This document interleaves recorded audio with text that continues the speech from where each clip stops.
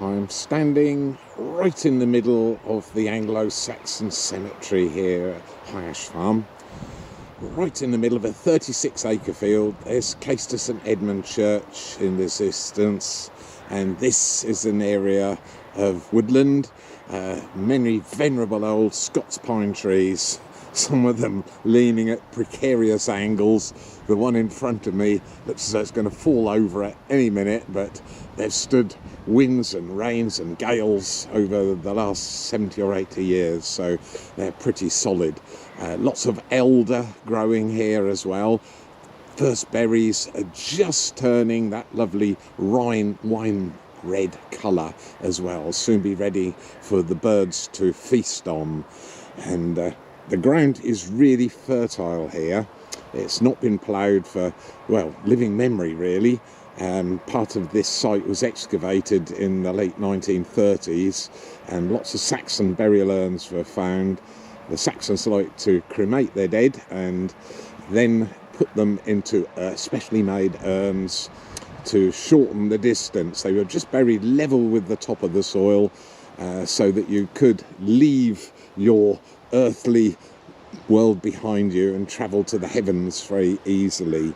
And this time of the year, something really unusual happens here at the farm. A fungus which has grown here since I was a child starts to emerge.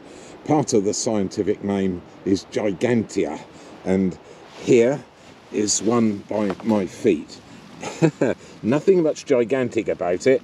That one is about the size of a golf ball, to give you an idea. It's about 1.5 inches diameter, and at this time of the year we've had lots of rain in the first part of August and the latter part of July, and preceding that the ground was really very warm indeed, and those two combined together, warmth and moisture, means that it's the perfect time of the year for some of our early fungi.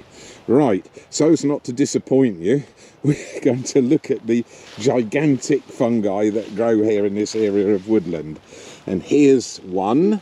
This one is about 10 inches in diameter.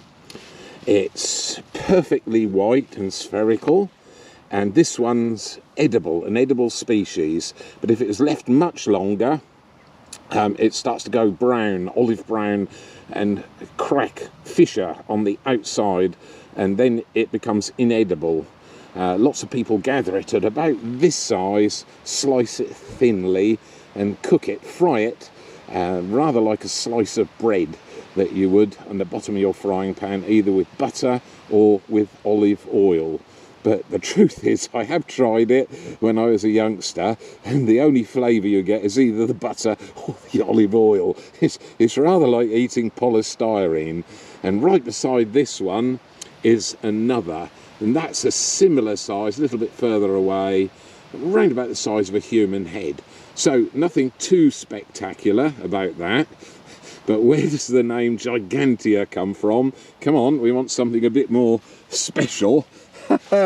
Look at this. This one is nearly 18 inches in diameter, and it weighs in at a good, 5 kilos, I suppose, getting on for 5 kilos. That's over 10 pounds in old money in weight. And this one's probably past its best as regard eating it. So difficult to tell the proportions. I'm holding the camera in my hand, so here's one of my precious £1 coins right in the middle of it. I'll move the grass out of the way so we can have a better look, and there it is. So these are called giant puffballs, and it's virtually sessile. It almost doesn't have a stalk at all, though it is attached to the ground. And later on in the year, when this specimen is completely ripe, it kind of detaches itself to the ground, and although the grass will be eaten down or blown down by the autumn gales by then, it will blow about on this woodland floor. And that's exactly what it wants, because inside this white dome is a mass of spores, millions and billions of spores, which when it moves about, or somebody playing football with it like I used to as a child, actually spreads the spores, and the spores head off in whichever way the wind is blowing. So there we are, the giant puffball, and I'm wondering, because there's a relation to this species that grows in desert conditions and grows really quickly after heavy rains in desert conditions, and it's mentioned in the Bible as manna from heaven. So Moses led the Israelites out to the desert. I think they were walking around there, and he said you should pick these and then eat what you require each day, and you could dry the rest. So some of the fungi species, particularly in relation to this one, the giant puffball, dry really well, and you can actually rehydrate them with a little bit of water, and they do have some sustenance in it, although as I said, it wouldn't be my favourite chosen meal.